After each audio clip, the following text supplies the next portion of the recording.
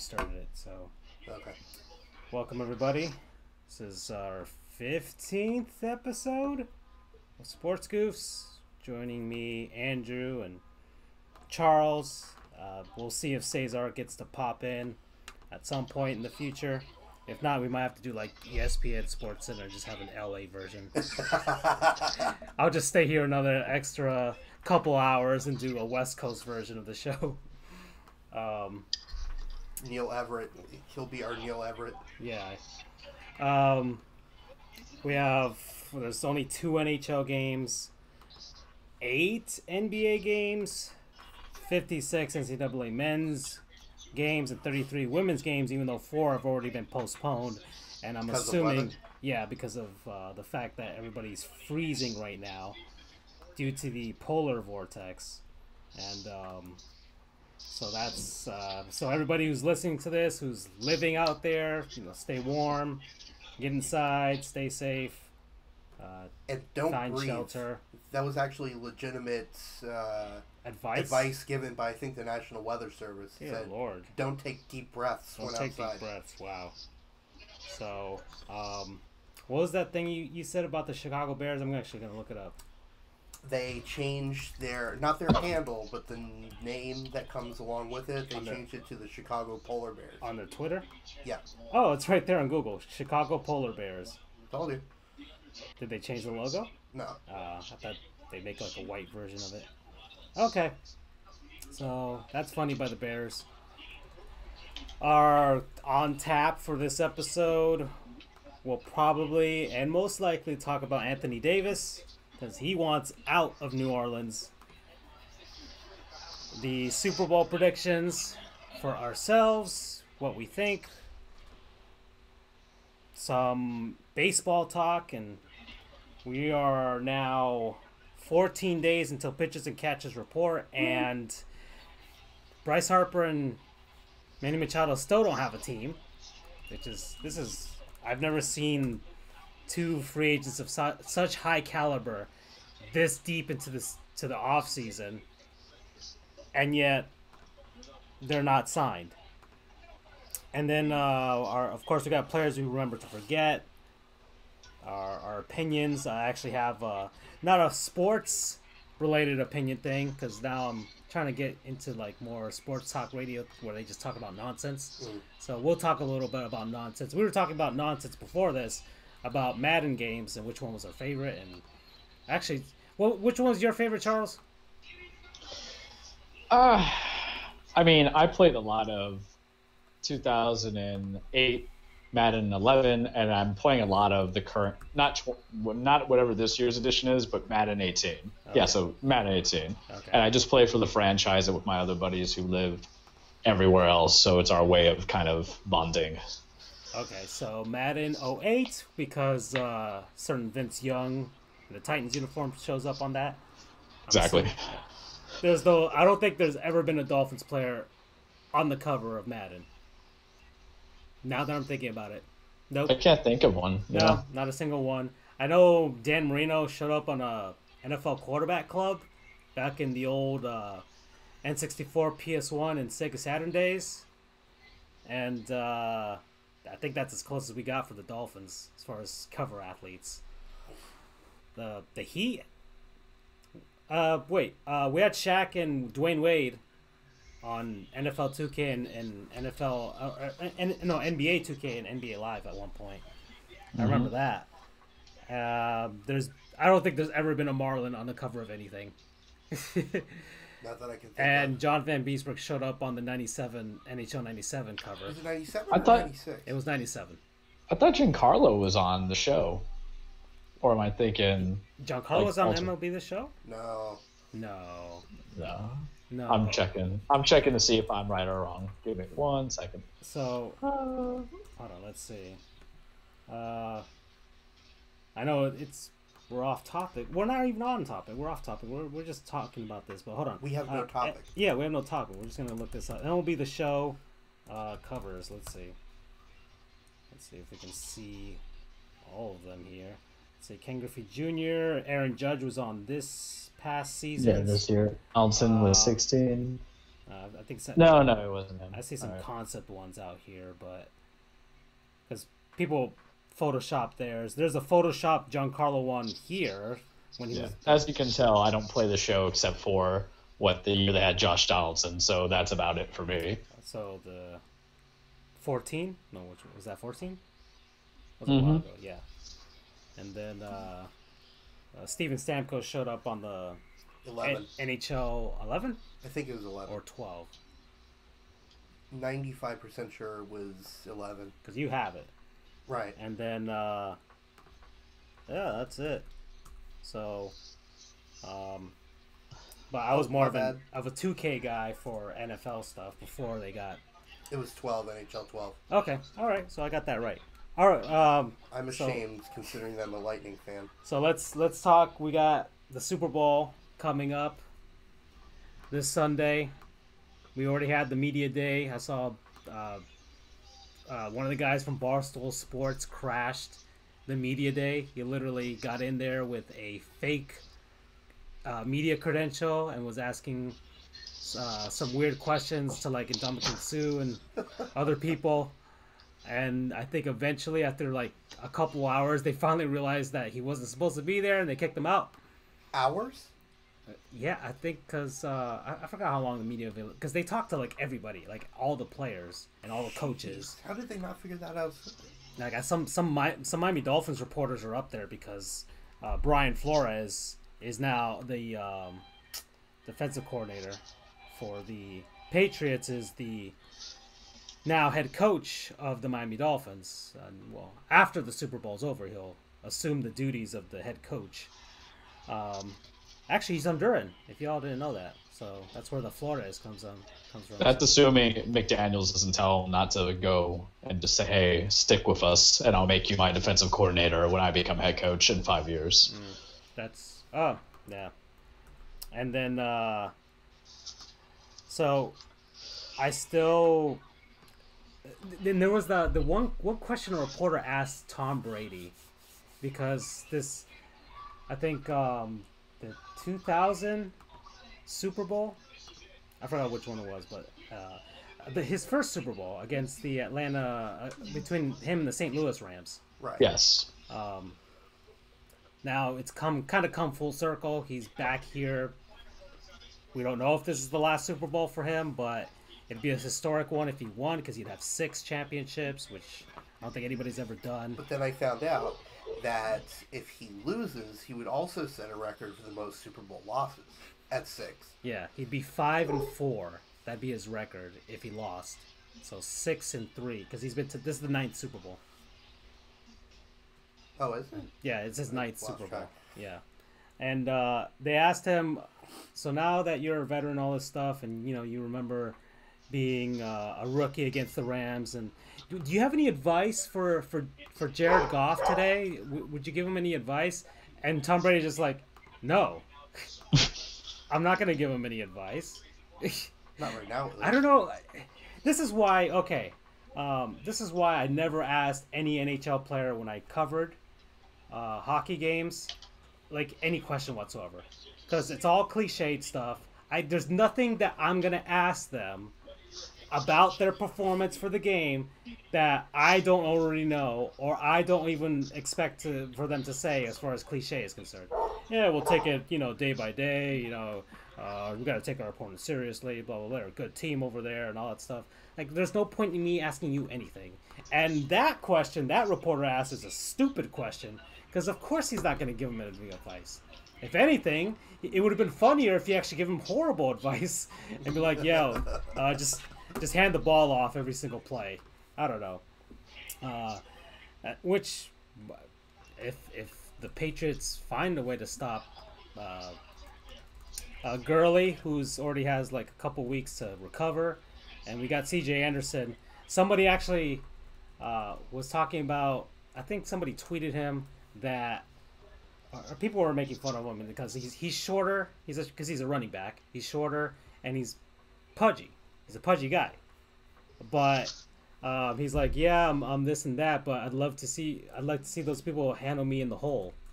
Basically, I'd love to see them going one-on-one against me. Like, who would? the guy's good. He's already won a Super Bowl. He's doing great for the Rams, and he's basically I call him, he's like, I actually responded to it like, you're a classic Sonic, dude. Okay, you're short, you're pudgy, but you pack a punch and you're pretty darn fast. So, so guys, what do you think? What's gonna happen for Sunday, Super Bowl? I'll take this one to start out. I mean, my heart wants the Rams to win because the moment it was the Pats taking in to represent the AOC, I think everybody except for those in the New England area basically said, we're going Team Patriots. So everybody's like, we're going against them. But realistically, you know, Belichick game plans for this stuff in his sleep. He probably game plans for it beginning of the season, just to expect to be there. I think they're going to dictate the pace, try to go fast, punch him in the mouth. I think they're going to use James White a lot. I really think they're going to test the corners because they're going to test Aqib Talib, who kind of looks old. They're going to test Marcus Peters, who's just kind of been around, miss assignments. They're going to test everybody. I mean, the way to beat Brady in the Super Bowls, as we've seen, is one, put your foot on his neck. That's what the Giants showed us. So that's where Aaron Donald and Chris Long, a former Patriot, along with Aqib Talib, are going to do. And the second key is just to, you know, aside from putting your foot on his throat, put your foot on the entire defense, because you don't want to have a situation like the Atlanta Falcons, who got very, very complacent and let it all blow up. So if you're the Rams, you're going to keep to that hot shot offense, whether it be running Gurley and Anderson in the combo, or just hoping that Brandon Cooks and who's it, Robert Woods can do something. And if you have a lead, trust your defense, sure, but don't soften up on the Patriots defense. Don't go conservative. Mind you, going conservative for any other team is going to lead the way. Them running the ball with Anderson and Gurley is the equivalent of how the Patriots kind of ran the ball against the Chiefs when they were using James White, Rex Burkhead, and Sonny Michel. It's more or less to just punch you in the mouth. But don't be complacent. Don't get comfortable. And you know what? If you got to be like, one of the reasons why Philadelphia won last year was they were cute. They were doing the Philly cheese, man. They were, or was it this? The Philly. Huh? I want to call it Philly cheese, but it's Philly not that. Special. Philly special, yeah. You know, be cute. Do some trick stuff. You have a lot of speed guys there. Bust out in a double running back set, and then see which guy you're going to kind of give the ball to. I mean, but I think if I'm the Rams, the one thing I can say you can feel comfortable with is that, you know, the offensive structure of the Patriots really involves James White catching out in the backfield and someone catching in the middle. Whereas the Rams can kind of do anything on offense, whether it's Brandon Cooks on the slot, going down, you know, on a deep route. Robert Woods has good hands, so he can catch it out. And, you know, if anything, just run the ball and do play actions. But 1 point, I don't care if it's 11 points. When they did have the ball, they just got super conservative. They said, all right, Tevin Coleman and what's his name? The other, Devontae Freeman, hey, we're going to do something. We're just going to run the ball and be conservative. When you had Julio Jones at that point and Mohamed Sanu, you know, don't be complacent. Yeah, I don't know. It's just amazing what the Patriots have been able to do, even though I despise them for their success. Yeah. They're just... It's amazing. They are now the team with the most Super Bowl appearances, and basically all of that has been done within the past less than 2 decades. It's... Yeah, they have the second most at 5, because the Steelers have 6. So they're tied with the Cowboys and the 49ers with 5. But I like...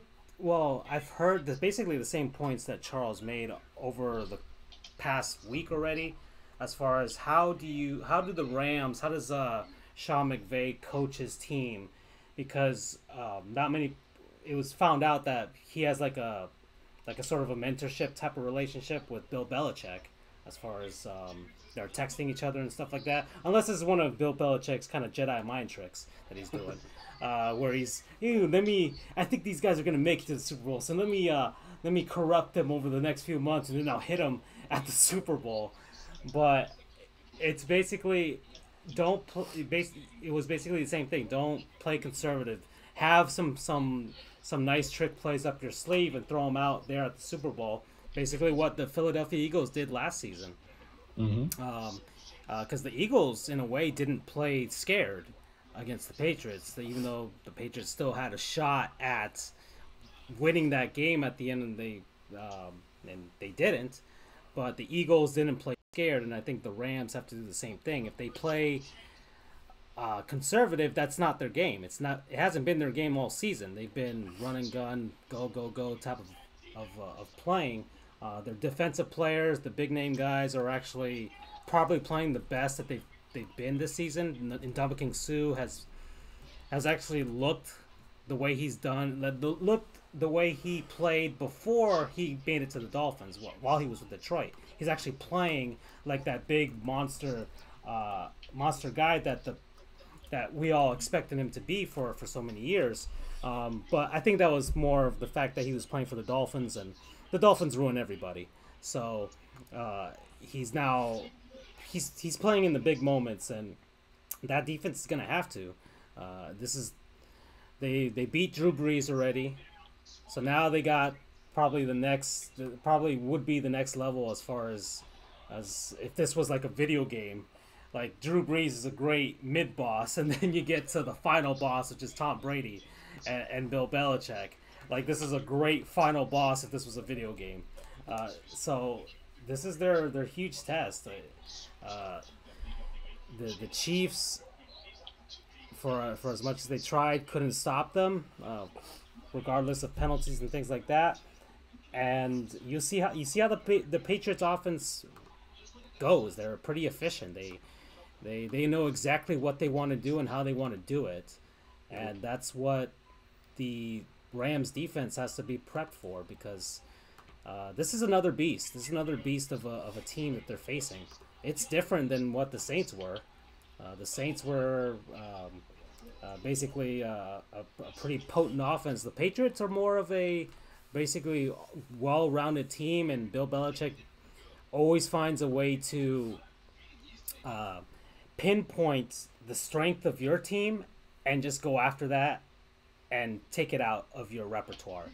He did that. I know the Dolphins are a horrible comparison because you could take out the Dolphins pretty easily, but the Dolphins' special teams was actually rolling pretty nicely when they faced the Patriots in that game before the miracle happened, and he found a way to neutralize them until that last play of the game, which was the ultimate special teams play, if you will.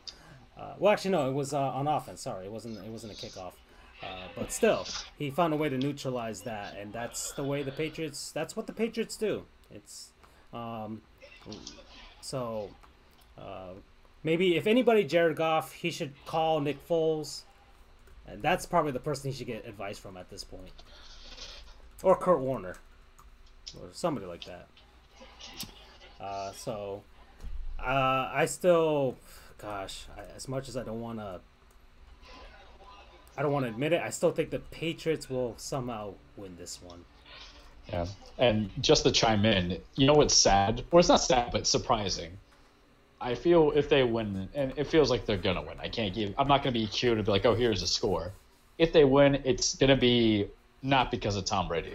It's gonna be because this is the final game of the season, throughout the whole NFL season, and it's gonna be Sony Michel just smash mouth killing everybody in the front line and everything afterwards. So he's basically your Super Bowl MVP if that happens. Yeah. I mean, look how they utilized him against the Chiefs. It was, let's gas him, man. And he's fresh legs. He had some injuries in the season, and he came back. He is a competent runner. And then you add in James White. Man, you could really mess with a team. You want to talk about being cute? 2 back set. You can do a fake to Michelle and then just throw it out to White in the flat, and then no one's going to catch him. It's kind of like the Hydra in a way. The Patriots could do this or they could do that. And that's why the Rams defense has to kind of just be prepped for that. Because let's say they're able to stop the Patriots running game.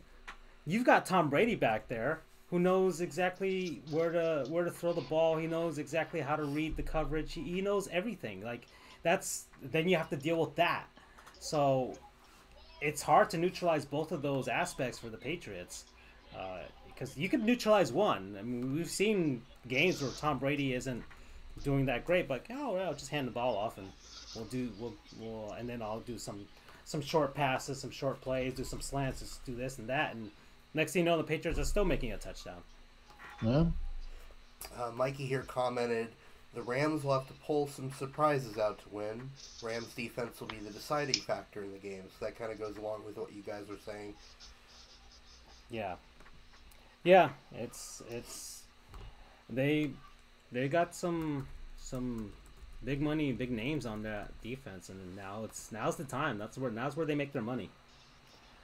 So, all right. So, side thing, guys. You guys have any expectations for commercials? There's that Pepsi one where Steve Carell's laughing at a script. I haven't seen anything yet. And they're already releasing. Like, are you teasers. bothered that they do that? Like, I'm a little bothered. It kills like the element of surprise. I know they've done it the last couple of years, but I always look forward to like the Doritos commercials, and now that I'm getting a taste of it, it makes me just want to do a food run during the Super Bowl. Because I think there's two kinds of people that's going to happen during the Super Bowl. We'll be the guy who goes to hang out with people and bring stuff, and then you're going to be the guy like me who will forget to bring the stuff, even though he tells himself to bring something, and it's going to either be a mooch and eat their food, or see an opportunity to go get the food. And if I already know what the highlights are going to be ahead of time, I'm just going to do that and come back with checkers and like 20 wings and then a couple of big Bufords. It does bother me. Like, I don't mind the Pepsi one, which is they're basically doing like a teaser type of thing. Like, oh, we got something special for you guys on Super Bowl Sunday. Okay, that's fine. But some commercials are already releasing. Like, you can already see them on YouTube. It's smart, though, and let me tell you why. Okie dokie. I think it's a 30-second commercial this year is $5.3 million. 30-second commercial. And that's only for 30 seconds, no one's going to, maybe they'll remember it, especially if it's a good commercial. But if you publish it in advance, you're getting so much more play and so much more widespread notoriety than if you just do it the once in 30 seconds. So from a marketing standpoint, I guess you're getting, because you still have to pay for that spot, but still you're getting more, I guess, bang for your buck because you have to produce. Not only do you have to pay for the spot, you have to pay for the production of the commercial and all that other stuff. I do agree with Charles that it kind of takes the surprise out of it if you're publishing it in advance, and I do think that you can kind of get the best of both worlds. Do like a teaser spot in advance, and then almost simultaneous to when you post it in the Super Bowl itself, post it on YouTube and all the sites. Plus, nowadays, YouTube and all these sites, they have replays on replays. These commercials are live forever at this point. They're not lost in that 30 seconds. So, I think that would be the best way to do it, but hey, it's these companies' money. It's their commercial. They can do whatever they want to do with it. So, let me ask you this, though. If you're already releasing it before the Super Bowl, what's the point of thinking 8 months ahead and say, let's invest X amount of money? Why wouldn't you target the next best thing, which would be the post shows after Super Bowl, the American Idols, The Voice, all those shows that like to have their season premiere or their return of television after being on winter hiatus? It probably wouldn't cost as much, I would think. And there's going to be people who would stick on that channel. It's CBS this year, right? Yeah. So the CBS highlight show after that, then comes whatever NCIS Part 5. I would pick that. Because if I'm already releasing it, the idea of more money is to save money, right? If it's already free real estate, this is why I don't have a business degree, but if you've already let it out there instead of a snippet, it's one thing to do the snippet. Like, I'm excited for Infinity War. Do I want a 3-minute trailer during the Super Bowl? Absolutely not, because you're just going to get that at theaters. That's why you don't see a lot of movie trailers this year. just to kind of put it, because that's used to be what built up for the Super Bowl, the food stuff and then the movie stuff. Because you could just release it on YouTube on its own special day. Because what they do in the movie trailers, hey, here's a 30-second teaser. Yeah, tune in on this point, and then you can see it all. They do it all free. That movie trailer thing is correct, because you saw when they release a new I think the Avengers or something like that, like they can release the trailer on one day, or Toy Story, they released it on one day, like out of nowhere. And people were talking about it for like a week, and at a point where nobody would have talked about that movie. Okay, we'll just drop it here. So there's no need to do it for the Super Bowl anymore. Now that we have the internet and all this other crap, like there's no need to kind of okay, we need this huge event. It's basically like in video games. I think Sony's not even going to E3 this year. Because because there's no reason to anymore. They can do their own stuff. Nintendo does it now. They don't have a big show anymore. They're just like, oh, we'll just drop our own stuff on the internet and have people talking in the middle of February, where nobody would be talking about video games at this point, or your video game. So the commercials, though, I do get excited for them. I like the teasers, though. I'd like a more of a teaser route. And then you drop the big thing during the game itself. Like, okay, well, you'll tease us for a week. Oh, we got something good for you. Okay, the next big, huge Budweiser meme is about to pop out, or whatever. The new Doritos thing. I think Doritos has done a pretty good job with their commercials. New Geico commercial, what have you. That's what I'm more expecting. That's what I like more than anything. Mm-hmm. Although. They're not a non-sponsor, but Geico's kind of contest for their commercials from the past. I'm loving that. I'm loving seeing all those old commercials from Geico, and it's funny how you remember just like, even as a kid, like what am I going to use Geico for? Even though I probably had it, from my parents and stuff for like in the car, but. I still find a way to connect with them. I'm like, oh, I remember seeing that. And that's pretty cool. So good on you, Geico. You guys are doing a great job. All right, guys. So that's our football talk. You guys, anything more about the Super Bowl before we move on? Not really. That's it. One comment I want to make, because this is bad media, and we try at this show for Sports Goof not to be that. Everybody knows that if Tom Brady wins the Super Bowl, he is not retiring. Oh, no. He's going to keep going. It's a slow headline. This is usually what happens from February until April. Well, he's already declared he's not retiring. Yeah, he wants to play until he's like 45 or whatever. They still ask the question, because the idea of they don't want the Peyton Manning running off the sunset where you won in spite of you. Yeah. It's going to be like, all right, you already proved that be the greatest. Well, you always want to be better. You want to be the most dominating guy, because right now Brady's tied with Joe Haley. This team's so great. This is what the team needs to do to come back here, and they come back here. But saying now, for the love of God, every sports broadcasting station from ESPN to your local radio to all the other places, stop wasting the viewers' time of, well, Tom Brady, are you going to retire if you win the Super Bowl? Everybody and their mother knows it's not going to happen. There's no point in him. Yeah, if anything, he'd actually want to continue his legacy, because so winning 6, that's like he's already at another level. But like he'd be tied with like a guy like Michael Jordan or whatever. Like if he wins the 7th one, then like he's getting past a guy like Michael Jordan. Now he's in the pantheon of athletes that are not just the greatest football player, but one of the greatest major sports athletes ever. Going for Bill Russell. Yeah, going for Bill Russell.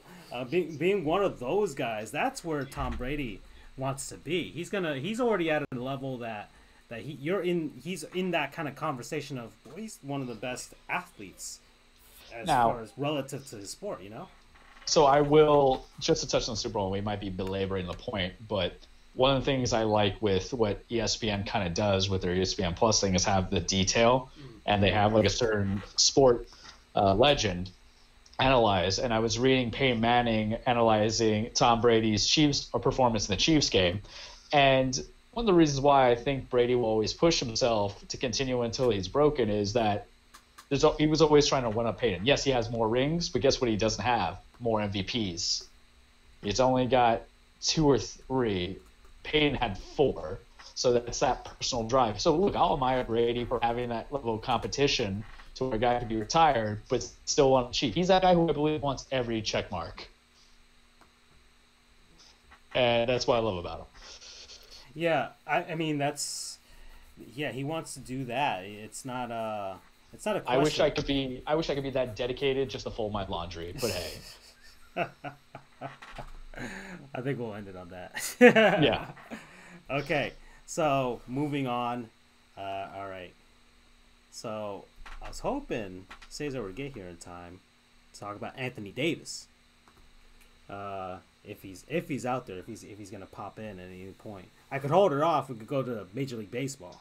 I say let's do that. Okay, so we'll hold it off for the second half if he pops in. So Major League Baseball, like I said before, 14 days out from pitchers and catchers reporting, and we still don't have a landing spot for Bryce Harper and Manny Machado. There's rumblings. Right now, the White Sox are in the news, like saying that they're out there trying to get at least Machado. I don't know where the White Sox came from, but and supposedly the Phillies are in the hunt for Harper. Yeah, and Machado as well. So I don't know where they. I mean, well, I could see the Phillies because the Phillies have money. Mm-hmm. The Phillies have a stupid amount of money, and they got a young core that's already. I mean, they fizzled out last season, but for the most part, for at least 3/4 of the 2018 season, they were right there with the Braves and the Nationals for that NL East spot. If the Phillies do get one or both, I think that might put them over the top against Atlanta. It might. The Braves are in that conversation for JT Realmuto. That could be a piece that could hold that would actually well round their team to hold off a huge splash by the Phillies if that happened. But still, it's kind of weird that we've gotten to 14 days out and we don't have any of those two guys signed. Now, do you believe it's collusion, the way that some of the like the Chris Bryants and a couple other guys are saying it is, or do you think it's just nobody wants to pony it up? I mean, well, let's eliminate. Okay, so let's try and play both sides. All right, so Okay. let's say we're on the side that doesn't believe there's collusion. Let's find a reasoning for that. Now, not every team is going to be in on these guys. Let's eliminate the teams that we know are not going to sign them. The Marlins, I can assure you, the Marlins will not sign any of those two guys. The Marlins, although Yanks aren't going for Harper. Yeah, the small market teams, the Marlins, the Rays, the Oakland A's, those types of teams, they're not going to sign them. All right. No. Then let's look at the big guys. Okay, the Boston Red Sox, they just won the World Series. Right? Yeah, they just won the World Series without those two guys. Don't need them. The New York Yankees, We have a crowded outfield. We can't even get rid of Jacoby Ellsbury, so that's our logic. that's true. You guys are trying to unload him. Yeah, Ellsbury. You got Giancarlo. You got Aaron Judge. You already have a crowded outfield. Heck, Giancarlo's the right field. You guys have two right fielders. Mm-hmm. And the good news is they have the DH. So they can they're in the American League. Of course, that's what. Giancarlo's probably just going to become a DH at some point. And then you've got the Los Angeles Dodgers, who additionally everybody thought was in the running for at least Machado since they traded for him. Right. And now it looks like the Dodgers are not in the running for him, maybe in the running for JT Realmuto. And actually, they're cutting back on salary, getting rid of Matt Kemp, getting rid of Yasiel Puig. The Dodgers have spent the most money out of anybody at least the last 5 seasons, you would say. $200 million payrolls and everything like that. So maybe they're trying to save some money because even though baseball doesn't have a salary cap, I think they do have like a luxury tax. That they do. And I think they would be in the repeater tax this time. Yeah. So it just increases. Them and the Red Sox. We're also trying to shed the salary. Getting Giancarlo didn't help, but for some reason we say, hey, we need more strong hitters than pitchers, but that's a different story for a different day. It didn't work out in the playoffs. That's for sure. Yeah, you always need pitching, right? And that might be a thing too. I mean, we mentioned it because we talked about Harper and Machado, but Dallas Keuchel's still out there. And then there's the trade rumors for Corey Kluber, who is an excellent ace. I mean, look, I'm waiting for us to just go for Keuchel because even if his numbers were kind of soft last year, he's a starting one on so many 25 of the 30 teams that are there. He would be our starting two if we threw money at him, and he might be asking so much. So here's the thing. These guys aren't going to hold out and not play the season like some football players might because they want to help their image for the next season. But I envision like a lot of one-year contracts at a high salary. Like I can honestly see the 1 year, so basically $30 million contract like to Harper to go back. Like a Kevin Durant type of thing? Yeah, but it's different though. For Durant, it was for salary cap purposes. For here, it's like, okay, you guys don't want to do this. Let's wait until everybody goes into arbitration. Arbitration ups the numbers. You have to play ball what independent people are telling you should pay us. Because you saw it a little bit this year in arbitration. Then arbitration will influence free agency. And remember what's coming up in about 2 years, a new collective bargaining agreement. Yeah. So it's tragic because here's the thing. Like, if you ask me now, Charles, what do you think's happened? I think Harper goes back to Nationals because I think I could woo him with a 1 year, $30 million contract. Machado's the only one I could see taking a short-term, big-term contract, 2 to 3 years, 2 to 4 years. I know I know that Philly was interested in him. I know Chicago was interested for him. They trade for his brother-in-law. LA doesn't want him because did he have an impact? Plus, he didn't help himself with Johnny Hustle. It's irrelevant at best because I get where he's coming from, but they might see that as a cancer cause. And you guys can't see me, but I do with the quotation fingers because whatever. Machado, he's not the prize pig at the fair, but he's a good consolation prize. And that's what teams need to remember. But I think Keichel's also going to get the 1 year deal. And you know who it benefits? Those teams that thought they were going to lose him, but they can keep him for another year. Because what happens with staying with another year? You get another year of their prime. I see Houston, who already has Garrett Cole and Verlander. You get Keuchel on a 1 year, $20 million deal, you're good because you're built enough as a team to make another deep run. You get Bryce Harper back at Washington at a 1 year, $30 million deal. Hey, guess what happens? You might be able to battle out of a crappy NL Central team, or I'm sorry, NL East. Yeah. And then, you know what this also helps out? Mike Trout. Because next year's the year. That's so right. You have a perfect storm. And remember, the Phillies have like a massive ton of cash. Yeah, they have a massive eye on getting Mike Trout. In fact, he's the biggest prize out of anybody. He's beautiful. You want to take him out on a date and kiss him on the fourth one. Because you do it. Bryce Harper's last season, he had a lot of great power numbers. He wasn't that. As far as he wasn't very consistent.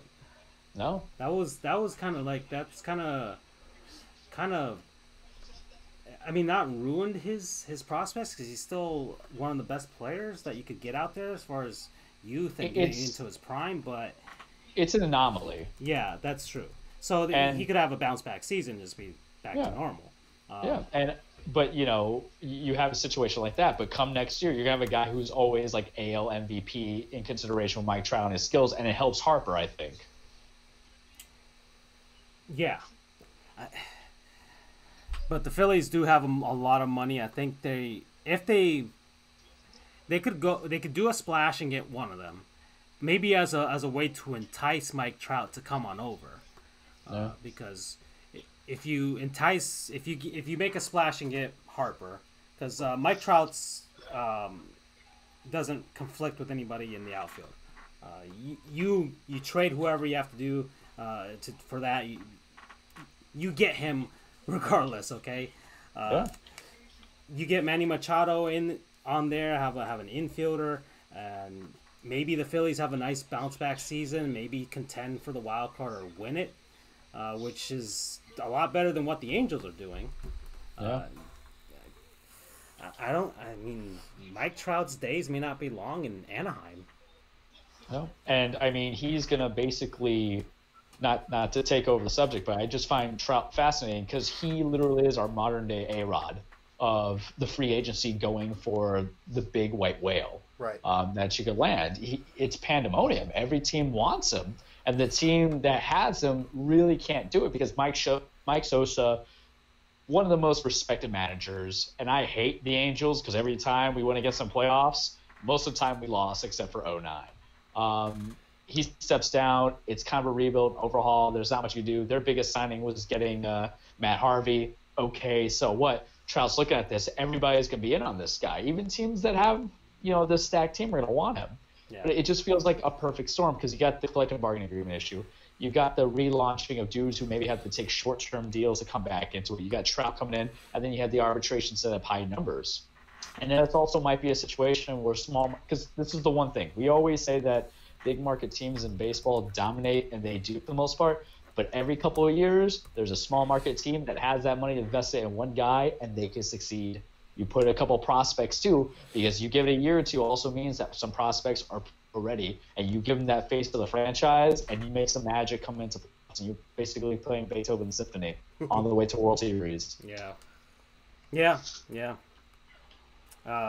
But okay, so we've listed some examples of why teams aren't signing these guys. Not on the side of, okay, this isn't some sort of weird conspiracy of all the MLB owners, a la to like when Andre Dawkins in 1987 signed a blank contract with the Cubs after numerous really good seasons in Montreal and MVP type of player. He actually won the MVP that very season with the Cubs, and yet nobody was signing him, and it was basically known that Major League Baseball owners are just being nefarious and colluding and not giving big money. So those are reasons of why teams wouldn't be signing those guys, because they might be planning something big like the Phillies and trying to get Mike Trout, which is the real prize out of all of this, or they just can't because look at the Yankees. Okay, the Yankees are not in a position to get it because they don't really have any place to put them, or that sort of thing. But is there the other side where do you guys really think this is the MLB owners trying to find a way to regain control or leverage as far as their struggle with the players and the Players Association? I'm sure that's part of it. Over the past few years, it seems like from the owner's perspective, the players are taking more and more control, and obviously that is the last thing that the owners want. They hate player control. That's why we get all these work stoppages, not just in baseball, but NHL, NBA, well, baseball has been great since the strike. Oh, it has, no question. Maybe because of the bad juju that happened after the strike that they're trying to avoid it. But right. We're now almost 25 seasons, 25 years since. Right. And a lot of those players that were not even born when that strike happened. Right. So which makes me feel old, but baseball's making more money than ever. Right. But as we discussed in another episode, it would be foolhardy for them to kind of rest on that because they'll just kill themselves again, and it may be a death knell if they let that happen. But getting back to the main topic, I think it's a little bit of everything. I don't believe it's an Occam's razor situation where it's just collusion, it's just all these situations. I think it's a little bit of a mix of everything. I think the owners do want a bit more control over things. But as Charles mentioned, Trout's going to be coming available, next year? Mm-hmm. Yeah. Everyone wants him. And I know everyone says, oh, Bryce Harper is the best player. He's not. No, he's not. He is not. Not just because of his kind of hot and cold playing ability versus Mike Trout. He may not have the astronomical numbers that Harper has had, but he's consistently great every single year. Not to mention that he's not such a cancer in the clubhouse. You always see Trout hustling, making these great plays Harper's the guy who throws helmets at people that he's charging on the mound or not running out plays. I gotta look that. Oh, keep talking. And by the way, that was a terrible helmet throw. I'm hoping that he was throwing it intentionally away so he would just scare him. But if not, man, that is such an indictment on his throwing ability. But I digress.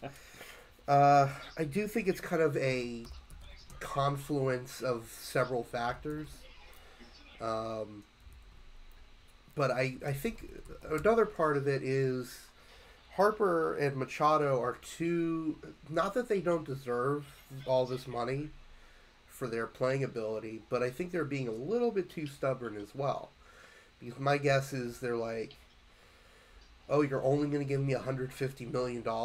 That's beneath me. And, I mean, look at me talking. I don't think I'll ever earn $150 million in my lifetime, let alone in a X number of years. But I don't know. I think it's a few factors together. I think everyone needs to kind of give a little. These guys need to kind of give a little bit on their salary demands. The owners need to realize that this is just getting ridiculous, that they're doing all these contract holdouts.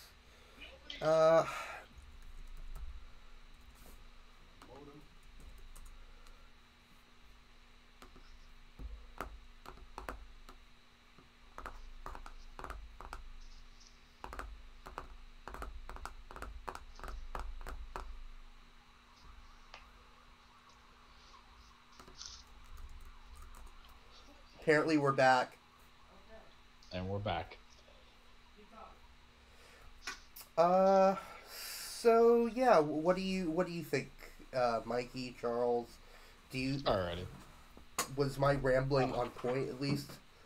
It was. Now I'm gonna do a new fun game, boys and girls, called role playing. Okay. My name is Ted Lerner. I am the owner of the Washington Nationals. I have paid Steven Strasburg. I have paid Jordan Zimmerman. I have paid Ryan Zimmerman. I have paid Bryce Harper to a degree. I have paid all these guys. I paid Gio Gonzalez. Yeah. I have paid them so much money because I care about the image and the quality of my product. I care about my brand. I want to be the guy, the owner, who you know their name when they own a baseball team, any sports professional team, because unless you're a dedicated sports guy or girl, and if you're not dedicated to your city, you might not know who I am. He wants to be the Jerry Jones of Major League Baseball. Exactly. And I'm not saying him particularly, but this is an example that's coming in. And I have nothing but a few pennies to show for it. And I am sick of dishing out these 6-7 year contracts. Guys are getting paid over $100 million plus for limited performance, and they're still giving fully guaranteed money for all of this stuff, even though they might only play in 20, 60, 100, a full season of games, and they still get me nowhere. I still have to pay them the full amount of money on a 7-year spread, and they don't bring me anything, and we don't even make it to the playoffs, or they have a bad year. My name is Hal Steinbrenner, and I paid Jacoby Ellsbury a 7-year, $100+ million deal, and he didn't play a lick of a game. So as the owners, we're sick of doing these long-term contracts because what do these players look for? I can understand, on their point of view, is they want longevity and they want a place to call home because they're sick of losing a good portion of their money in hotels and places that they have to stay at that cost them their own cash and they have to pay for their trips and all that. But if I'm the owners, I'm doing Collusion. It's like, look, we want to pay you, but we don't want to pay you more than we should pay you. So therein mind makes me think about the Vikings. I'm going to bring it from one sport to another. What did we do with Kirk Cousins? We like you. You're 29. We don't know if you're a system guy or we don't know if you could be an any kind of guy. We're going to give you a 3-year, $84 million fully guaranteed contract. That's what the owners who kind of, I feel, are going to look for. They're colluding the block out dudes because they're sick of giving these very long years. Baseball's the only sport, man, where you can give Giancarlo Stanton a 10-year contract averaging $30 million, equaling 300 million years. And no matter what, wherever he's traded, that team that ownership is on the hook for that money. And if I'm an owner, I don't want to take a guy's contract that was good then, bad now. Why? Even if it's going to help me get a couple prospects or whatever, even if it's the equivalent of basketball where we're trading in contracts, we have to have contract matching. At the end of the day, if a guy's just not good and he cashed in early on him being good, but now he's just injury plagued and just crap, why do I want that? So if I'm an owner, if I'm Ted Lerner, if I'm Hal Steinbrenner, God forbid, if I'm everybody else in the MLB, what should I have to suffer for expectation when I should pay you for reality? Mm-hmm. You want this amount per year? You get that for 2 years. You get collective bargaining agreement. Well, actually, there was an article I read that it kind of goes to what Charles was saying, that basically this is probably the end of long-term contracts. Because, I mean, look at what happened with Rick DiPietro. Oh, no, that is the worst long-term contract you could ever hear about. In case anyone doesn't know that, Rick DiPietro was a goaltender for the New York Islanders back in the early 2000s. And they gave him, what was it, a 10-year deal? Yeah. It was some astronomically unheard of contract. And the thing is, okay, so Rick DiPietro, I'm sure Islanders fans, whoever is an Islanders fans that would listen to this, are having a field day with this. Okay, so in the span of 2 seasons in a row, the New York Islanders used their top draft pick to get 2 goaltenders, Roberto Luongo, and in the following season they got Rick DiPietro at, I think, number 1 pick. Mm-hmm. I think he was the first goaltender to ever go number 1. It might be somebody else, but I think he was. The Islanders chose to stick with DiPietro and traded Luongo off to Florida. Completely one-sided trade as far as that was concerned. Yeah, in hindsight, Luongo is now basically he's going to be a Hall of Famer. Rick DiPietro, however, I think he had a couple of really good seasons, like very promising. Like, okay, this is our guy, and they gave him the notorious contract. So here I'm reading Wikipedia.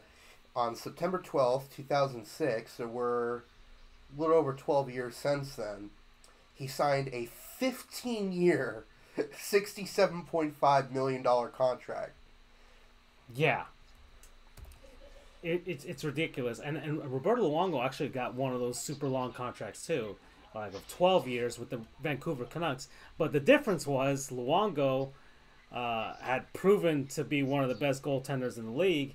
And DiPietro, at that time, nobody knew this would happen, but became the poster boy for... He was basically Carl Pavano on steroids, Charles. Yeah, I feel it. Disappointment, but jacked. Oh, no, but he barely played. He actually... There were full seasons that he missed. And a lot of it's not his fault. I mean, yeah, injuries are injuries. He was just probably the most unlucky, but incredibly paid person in history. Yeah, because he would get groin pulls, he would get concussions, the guy was unlucky. I think one of his injuries came in a fight. I think one of his injuries was in a fight against the Pittsburgh Penguins, where he got a one hit KO'd, and he missed a few days. So, but getting back to that, the Islanders regret that contract, but it hamstrung them for a decade. Like, more than a decade, it hamstrung them. And Major League Baseball players want super long contracts. I think any player wants a super long contract. Well, that's a player wants stability. I think only the NBA is probably the trend, are going against that trend, where players are able to kind of not hold a team hostage, but leverage more control by, okay, I'll sign short contracts, a la LeBron and KD, and teams basically have to kind of throw themselves at them and well, as this article pointed out, that appears to be what the trend is, at least for Major League Baseball. And I think that can be easily extrapolated out to the rest of the major leagues. Yeah. Because players, they want those long-term contracts because they want that stability and that consistent income coming in. The owners, if they could, they would sign everybody to one-year contracts because you never know if a player is going to completely dissolve the next season. So the shorter, the more flexibility you have. The owners just want to remove the risk associated with those super long contracts. Like, look at Albert Pujols. He was given a nice, hefty, long-term contract by the Angels. Unfortunately, and I love the guy. He's a great player, great person, but he's aging. It happens. But I think well, when you give a guy who's right in the middle of his prime, like Pujols was, or at least getting towards the end of it, you kind of expect those last few years to be, lean. However, I think a lot of teams are wary about those guys who get the massive contract and, okay, supposedly they're going to get into their prime or in their middle of the prime and they just fall off a cliff. Which I don't expect to happen to Mike Trout or even Bryce Harper, but I do see the owner's side of it. However, it comes with the territory, and if they want to go at this, then they can. But I don't think baseball's getting a salary cap because teams are making money. Even though baseball's popularity is not as much as it used to be, there's still a lot of money to be had. But I don't think there's collusion, but I do think that it is going to come to a head in 2020 or 2021. When is the CBA up? I think it's 2021. Okay. I'll check right now. Yeah, well, whenever it is. So, all right, guys. But that's a lot of baseball talk. It is 2021, by the way. Okay, so yeah, 2021. All right. We'll see what happens unless they can strike a deal before that. But players are already complaining and making their thoughts known, especially those 1 to 3 year players who are. I think a lot of owners are trying to get them to kind of almost get to arbitration, but then okay, we'll give you a little bit more, then we'll avoid arbitration. I think that's kind of a play they're doing as well, which is kind of dirty for them. All right. We should get to our first segment. Well, it's midway through the show. We know what that means. It's the best time of the segments. The best time of the show. Oh yeah, it's a word from our non-sponsors. Who wants to start? Who's itching to talk about their non-sponsors? And any viewers out there, you can throw out your non-sponsors there as well. I think you should start, Francisco. You don't usually start. I don't usually start. Okay. All right, guys. So for my non-sponsor, I'd have to give it to. You guys don't use these, but maybe people won't even know what I'm talking about. I'm going to give it to all of the federal workers that have come back to work. One of our good buddies is a federal worker because those guys had to endure an entire month and a few more days without pay. Some of them working anyways without pay. And not by choice. Not by choice, and are coming back to work this week, and chaos has ensued, if you will. But they're finding a way to make order of the chaos. For example, today, I'm an immigration attorney, so I go down to the immigration court in Miami, Florida, and so I have a lot of things to file, and because I couldn't file things for an entire month, you get over there, and there's just a massive long line. I waited for an hour to file whatever I needed to file. How long does it usually take? Usually I would just walk in and maybe 10, maybe 15-minute wait if you wanted to, if there were a few people there, but this is just a long line. And tomorrow it's gonna be worse because they're expecting more people to come in. I was at the clerk window, and they have those guys. Those guys are just, I don't know how they're doing it, but they are running like clockwork, trying to get everything filed, trying to get in all of the paperwork that they haven't been able to get in for a month. And I'm just seeing these guys just like they're time stamping things, so you're just hearing the time stamp machine go doom doom doom doom. Like I saw this guy, he was basically like boom boom boom, just like a freaking like an assembly line type of thing. He's just filing things, and I just want to give thanks to those guys.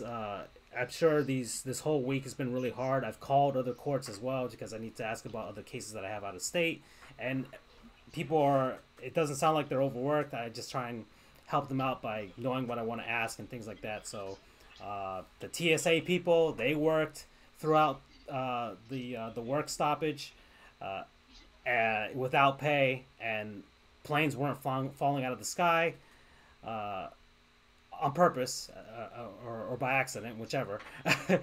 And thank you to the federal workers. You guys are my non-sponsors. I'm sure you guys don't have money to sponsor us anyways, but thank you.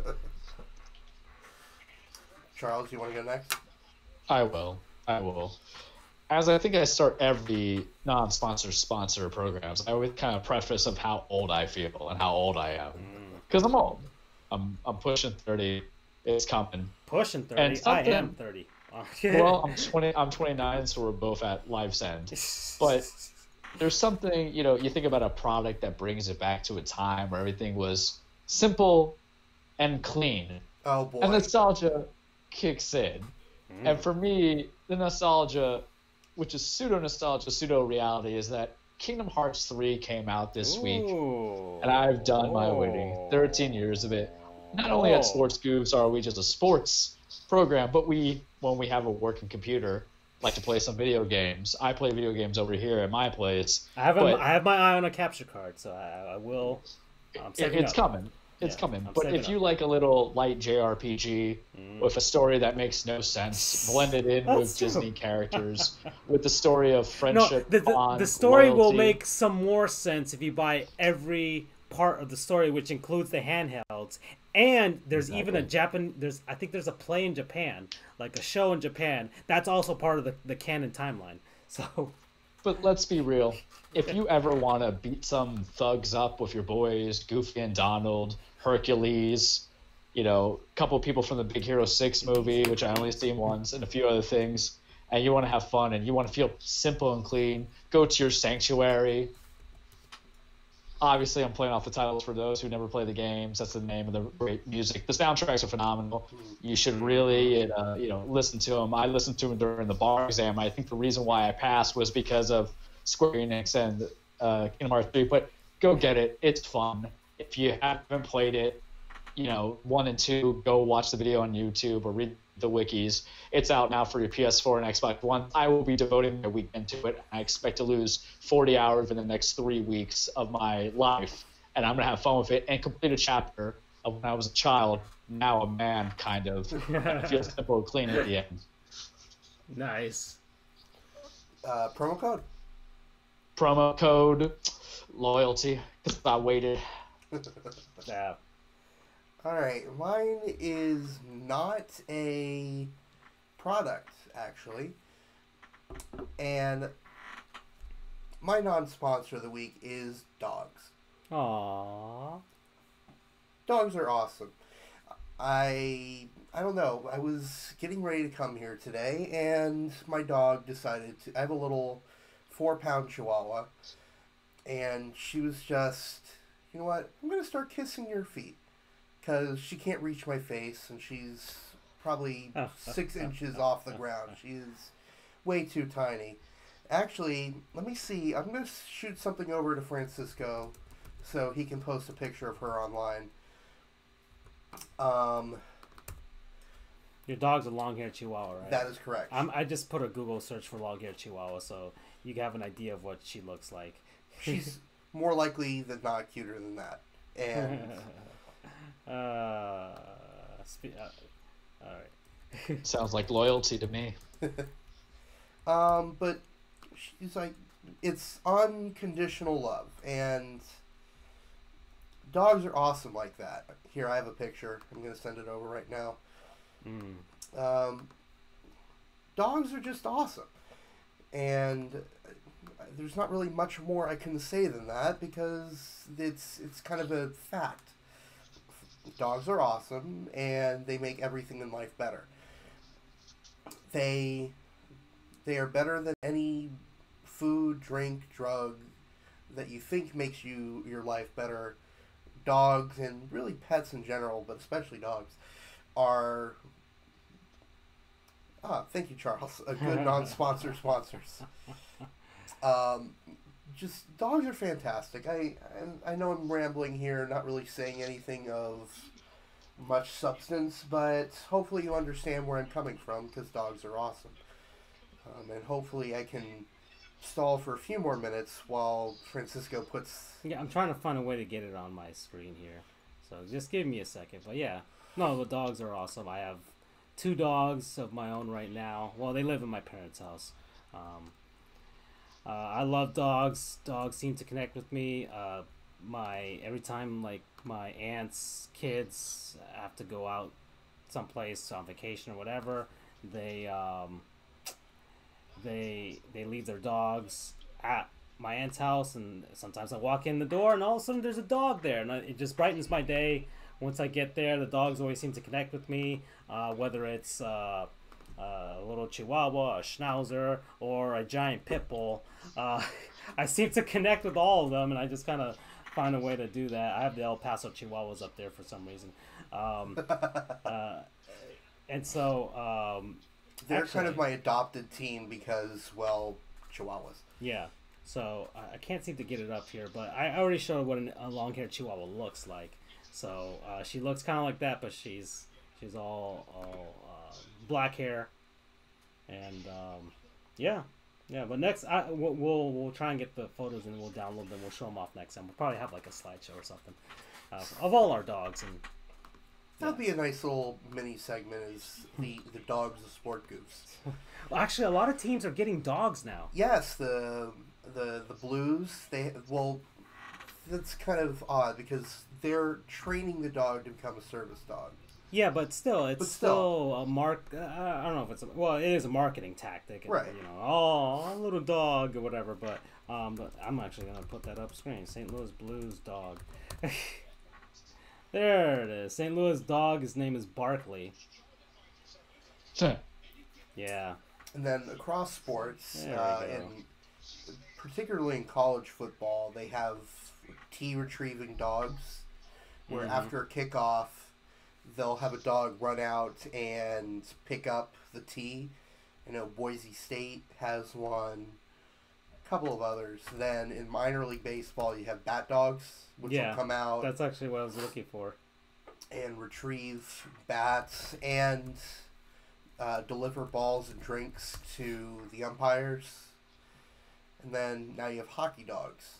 Yeah, now we have hockey dogs. And a lot of there's some college teams that have dogs as their mascot and have an actual dog as the mascot. Right. Even like Uga, who was almost killed. I know. By the Texas Longhorn mascot. Right, and then you've got Reveille, who's the collie mascot of Texas A&M. The Volunteers have a dog mascot. Smokey. Tennessee. I think it's a blue tick coonhound. Hmm.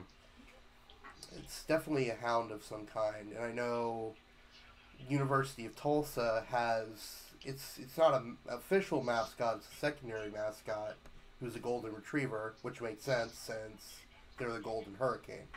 Real cute dog. So, just kind of wrapping it up, my non-sponsor of the week is dogs. They're awesome. They're cute. I love them. Enough said. I guess my promo code would be adopt if possible, because there are a lot of dogs out there who need loving homes, deserve loving homes, that don't have them. And I know there's some circumstances where you can't, whether you're adopting, where you're getting a service dog and they need certain requirements, or if you need hypoallergenic, things like that. But if you can, adopt. I mean, all dogs deserve love, and that's including the ones that don't come from a breeder. So that's both a promo code and a PSA. And remember to spay and neuter your pets. Yes. as Bob Barker would say. Which is such a fantastic and fitting name. Think about it. Talking about spay and neutering your pets from Bob Barker. Oh, of course. Well, that's the end of that segment. We can end on that. All right. So, thank you, everybody. So, dogs, federal workers, and Kingdom Hearts 3 are non-sponsors. Don't think twice to go buy it. Yeah. So, all right, what's next? What's next? I guess we can go to players we remember to forget, if you guys want to, because... Sure. Oh, yeah. We can do that. Do we have anybody? Anybody out there? Do you guys prep for? I mean, our little dialogue kind of created one for me, because I was going to go somewhere a little out there, but okay. I'll start with one.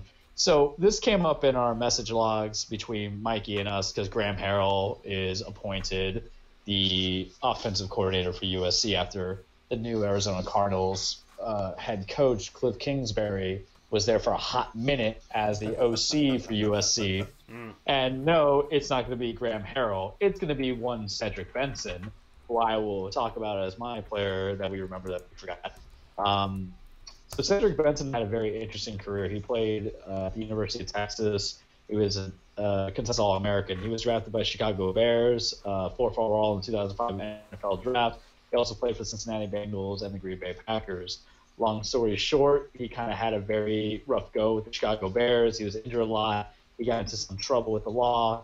And this is the guy who they had in a high position. Is like, you know what? We don't want to deal with you. They got rid of him. So he ended up going to the Cincinnati Bengals and was kind of there for the pseudo resurgence of the good years of the Bengals when Carson Palmer was there, and I think also when they got Andy Dalton for a year or so.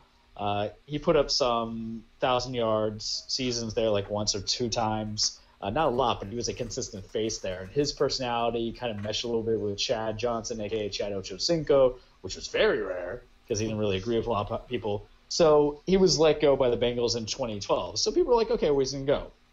The reason why I bring him up when I saw the name is I remember when he signed with the Green Bay Packers in 2012, and the sports media just jumped on it because they felt that this was the missing piece. Because what was always the knack about the Aaron Rodgers team when he was a little bit younger?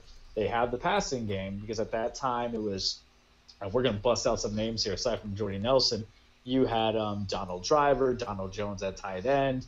But you had a rotating door of guys who were running backs that couldn't do it, so they needed to think. So they were like, all right, he's going to be the completion. He's going to do it for us. What happened is he was signed in August for a one-year deal and then got injured in October with a Lisfranc injury on his foot, and then he didn't play anything after that. So he kind of disappeared. He had an okay career at the end of the day. He had, I'm looking at stats, 3,000-yard rushing seasons and didn't do anything in Green Bay. But it was the arrest that he had in 2008, which was a DUI, 2010 when he punched a bartender in the face, 2011 when he had another assault misdemeanor, and then most recently in 2018, in the summer, he was arrested again for DUI, and he failed that. So not that I want to put a guy up there for having legal issues, but it's kind of prevalent a lot in the NFL where there's always seems to be that star quality player that had legal issues that was beyond, that obviously was, when you think about it, a cry for help, because if you look at after his post-career, it's a lot of the same arrests. And I just find it interesting because who do we see now that suffers from it? Josh Gordon, who is going to probably be suspended indefinitely because of his pot charges, and he might have an alcohol addiction issue. Justin Blackman with the Jaguars, who basically had 2 years of playing time, but had a combination of the pot use and then the alcohol use, and then I think he punched somebody, if memory serves me right. Makes you kind of wonder, this is a player you remember to forget. He wasn't bad. It was just he was I don't want to say victim of circumstance, but it was an interesting what happens when you're a young cat making all that cash and you don't have the proper safety net in the NFL, and what's happening now to him. I think there's a point there that you said as far as maybe it was a cry for help, because there's actually a great charitable thing happening today. It's actually Bell Let's Talk Day. So Bell is I saw that. What is that? Okay, so Bell is one of the, I guess, telecommunications companies up there in Canada. They are the, I guess, the naming rights for the Bell Center, which is where the Montreal Canadiens play of the NHL. Every season, they do a charity called Bell Let's Talk. I forgot how much money goes to each tweet and retweet of the hashtag Bell Let's Talk. But it goes towards mental health, raising awareness for mental health and trying to raise money to help people get treatment for mental health, because I know that we've come a long way in as far as human history towards acknowledging and trying to treat mental health, but we're still a long way away from completely understanding it, as far as you can see with regards to people not being able to come out and seek help, or feeling stigmatized and what have you, or just bad things happening afterwards, and we won't get into that. But Bell Let's Talk is trying to raise awareness for that. As far as athletes are concerned, we've seen, especially like in football and hockey, players suffering from depression due to hits from their head and that sort of thing, which is also another mental and physical debilitation. And it's just a day for people to talk about it, talk about their experience or the experience of other family and friends out there. And so it's a good thing that they're doing and raising a lot of money today. The Sports Goofs Twitter tweeted out the Bell Let's Talk hashtag in the morning to be part of it. So that was just an aside, but it's just a good thing that's happening today that I wanted to point out. So actually, so I actually wanted to post this this video here. So give me a second. About a guy Mikey has suggested. So let's go up here and put that. So in. while you pull that up, I'm going to go ahead and talk a little about this fellow. All right. It is Adrian Peterson. No, not the let's say infamous running back from the University of Oklahoma, Minnesota Vikings, Vikings, and let's say some suspendable activities. Hide your kids. Right.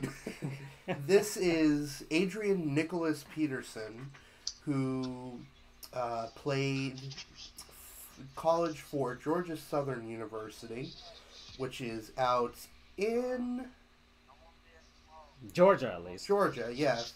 I forgot what city it's in, which is bad on my part. Southern. Statesboro, Georgia. Yo. I won't be here tomorrow. Will you give me a call if you want to work? Okay. Hello, Charles, JP. I won't be here tomorrow. Will you give me a call if you... What is this? I have no idea what's going on. What were you watching? No, I wasn't watching anything. Huh. I think Charles's voice message was playing on the phone. Damn, it's that loud. There you go. Now we know. Okay, so some. Keep going. Okay, so Adrian Peterson. Nothing but quality here, folks. Was also running back, played for Georgia Southern University. How old is this? This is on a VHS. Sheesh. He had a pretty decent career in the NFL. Played for the Chicago Bears from 2002 to 2009. Was on the Seattle Seahawks practice squad in 2010. Then ended his career for the Virginia Destroyers of the United Football League in 2011. He is currently the director of player. They say personal, but I'm sure that's a typo. He is the director of student athlete development. He was announced at this position in October of 2018, and he is very well known for the clip that Francisco is about to pull up on. Well, I already pulled it up. You did? Yeah. I already showed it. That was a heck of a run.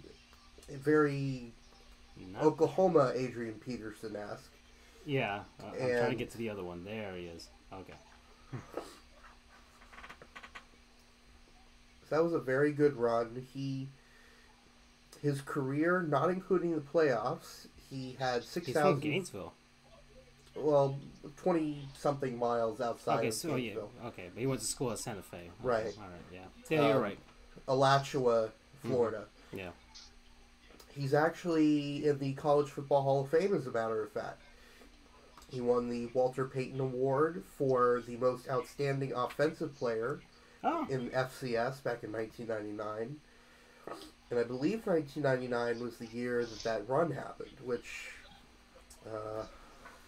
Oh, that's interesting. I wasn't okay. So I could have pointed him out when I went to the College Football Hall of Fame. By the way, when you get to the College Football Hall of Fame, where they have all the names of the players, I thought it'd be more glamorous, maybe kind of like Major League Baseball. But I kind of see the point, because if you had like all plaques of every college football player and coach and AD. It'd span for miles, so they can't feasibly do that. So they just put the names on these I don't know if they're stone tablets, but they're kind of etched into the stone. So that's how it is. But Gotcha. it's pretty clean and pretty nice, and it goes by year. One of these days I'm going to have to go. I think that's on my bucket list at this point. Mm-hmm. So that run, which was actually in the FCS championship game, as a matter of fact. Well, at the time it was known as D1 AA. Fun fact, Bill Snyder was inducted into the Hall of Fame like 5 years ago while he was still coaching. that may be a trivia question on Reddit College Football.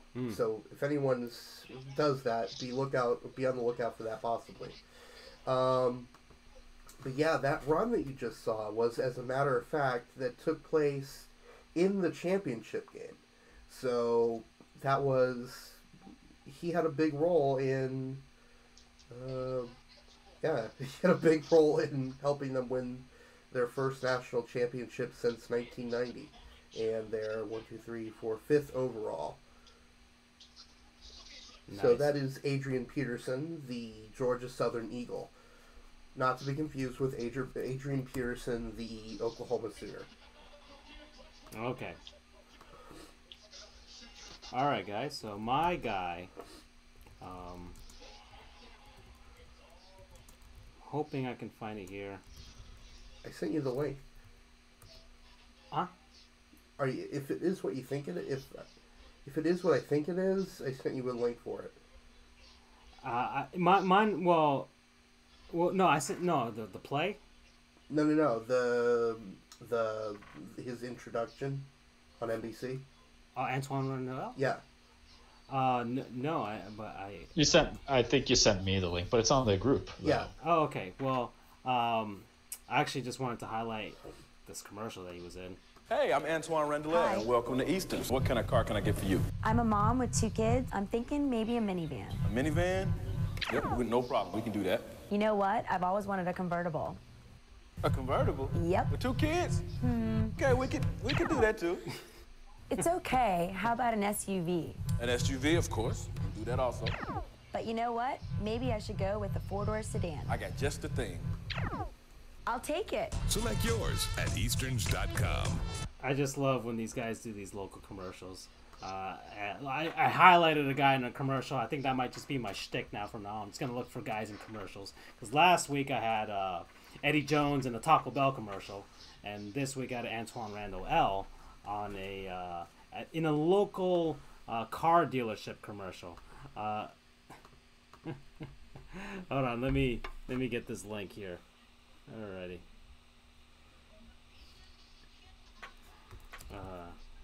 Let's do it.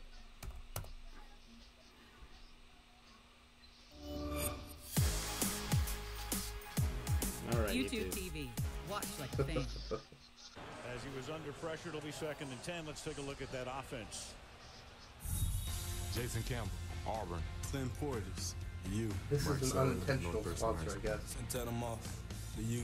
Antoine Randall L., Indiana University. Chris Cooley, Utah State. Chris Samuels, Alabama. Pete Kendall, Boston College. Casey Raubach, Wisconsin. Brandon Thomas, Mississippi State. John Jansen, Michigan. I love Randall L. Every time he does that, I think he's auditioning to succeed Pat Sajak someday on Wheel of Fortune. That's great.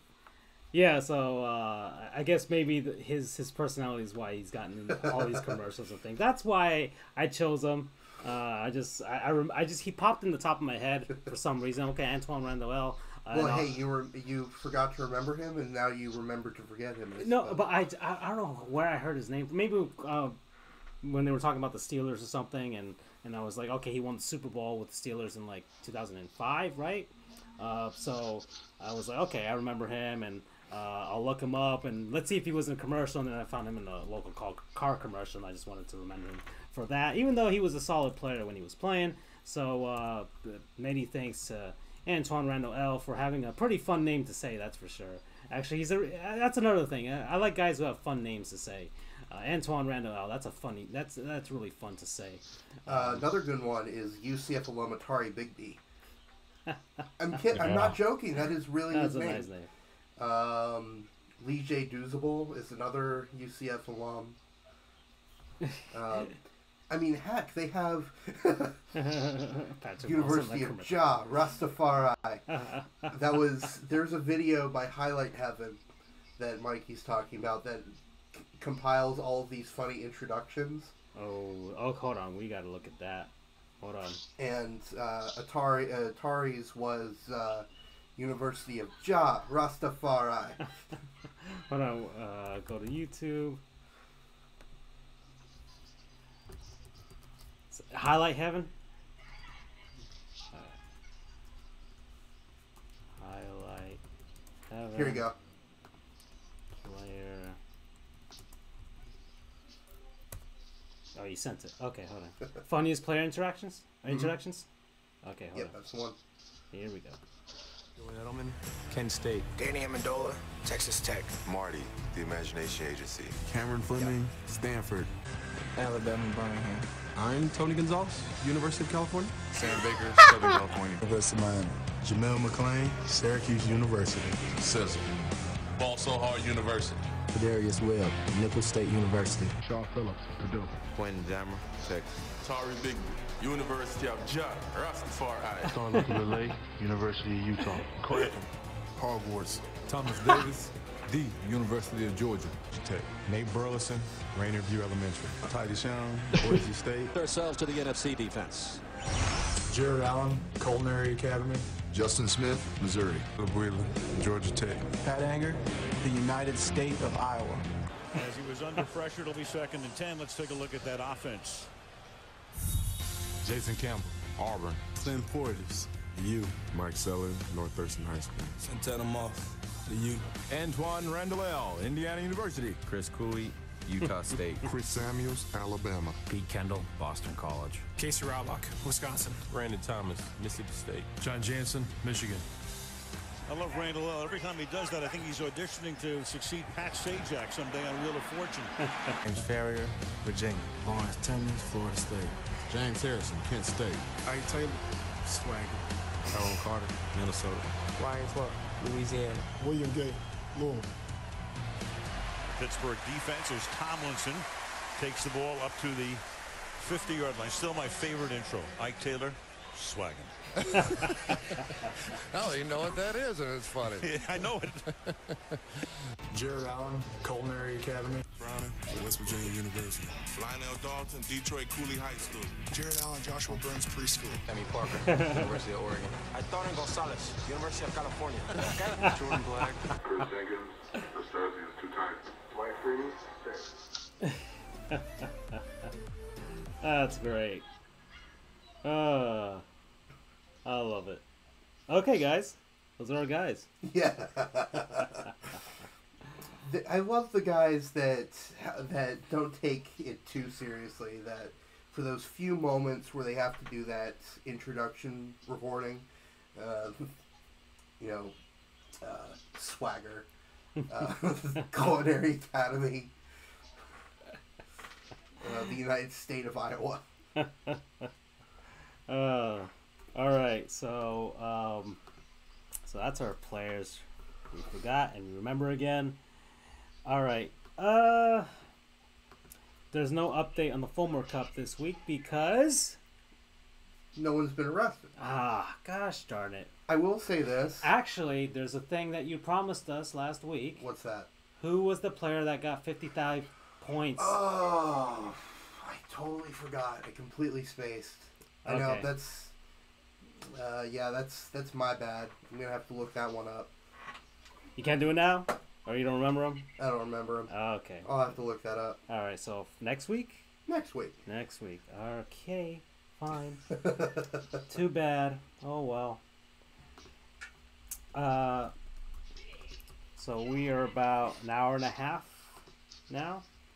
Kind of, I don't know if, it doesn't seem like Cesar's coming in, but we could save Anthony Davis for next week whenever he pops in, because his team is kind of the team that's kind of pushing all of this with regards to the Los Angeles Lakers. And I'd love to hear his perspective on the Anthony Davis saga that's about to start. All I can tell you is the Heat are not getting him. We are totally screwed with our contracts, and we have no expiring contracts right now. Dion Waiters is a super streaky player that is not going to entice anybody to come here, that's for sure. And no, I don't know why we signed him to such a long-term deal. Hassan Whiteside still is making $4 billion, and nobody wants any of that in today's NBA. Dwayne Wade is retiring, and Josh Richardson and Bam Adebayo and Justice Winslow are still, even though they're pretty promising, they're still not worth Anthony Davis. So the Pelicans are not going to trade straight up just for those guys, and will not take one of our bad contracts. So as a Heat fan, we're just going to be screwed, and we'll wait till next offseason in 2020 for Klay Thompson or somebody like that. So we won't talk about that. But we could talk about one thing. What? One thing in regards to trades. We'll save it for next time Caesar comes on, but I'll speak it from the Miami Heat perspective.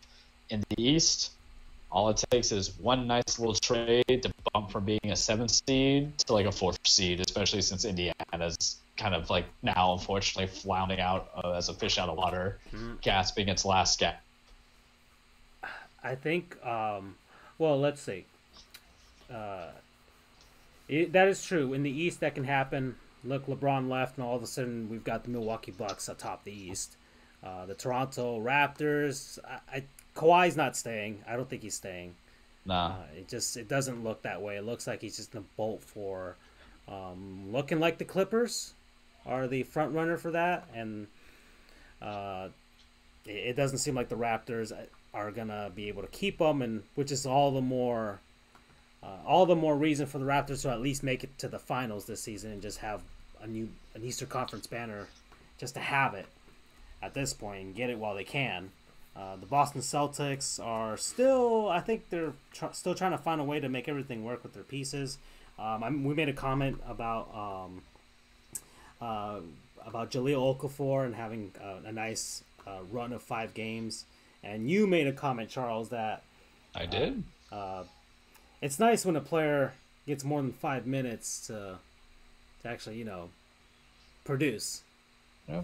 And I mean, if I can steal on that for 2 seconds, you get that so much in the NBA because of either coaching changes or there's such a level of skill that they have on one side of the ball, but they can't do the other. Like Jahlil is an offensive producer.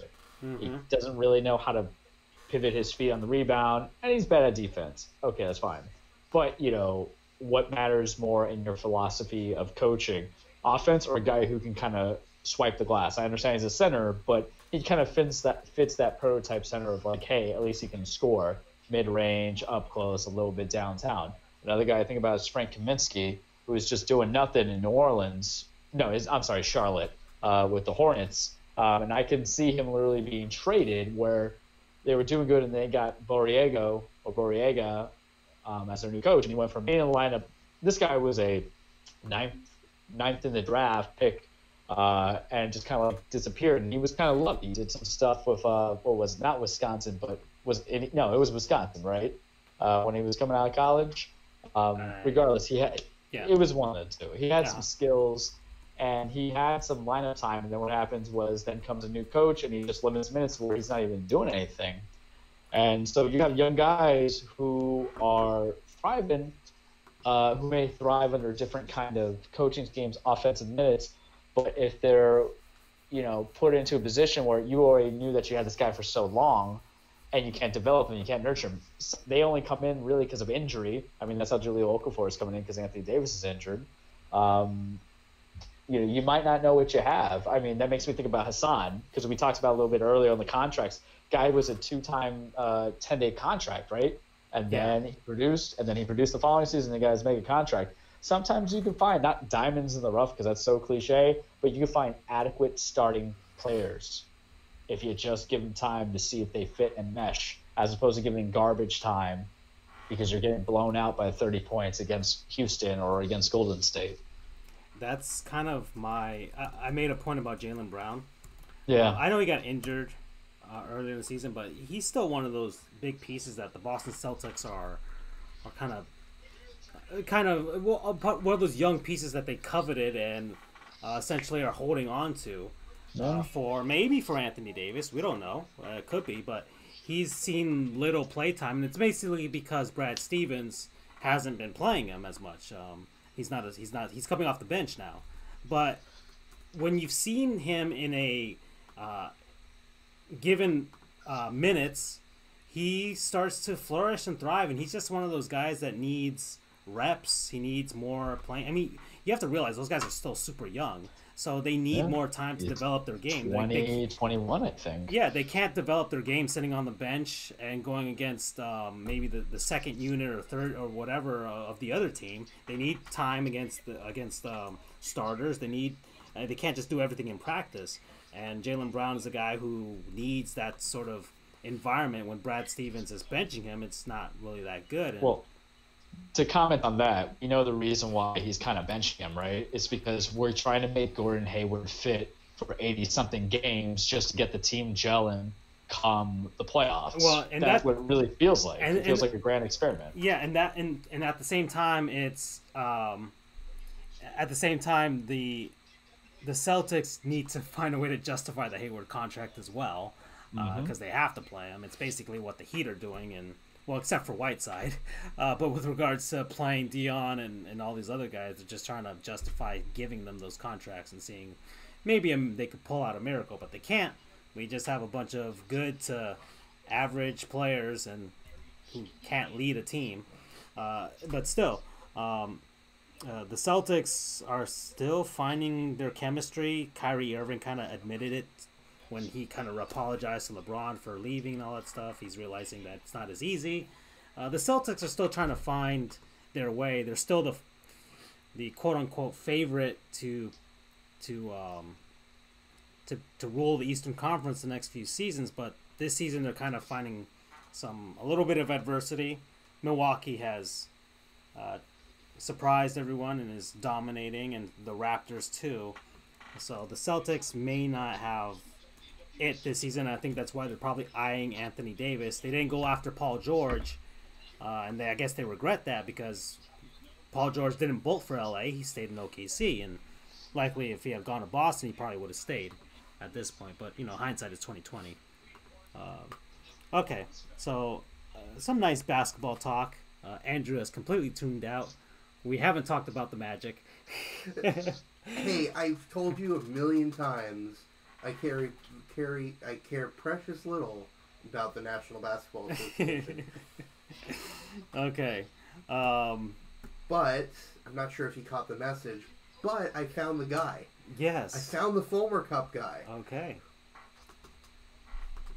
So this gentleman, his name is Samuel Marshall. He was a freshman, a redshirt freshman for the College of William and Mary back in 2014. What was his name? Samuel?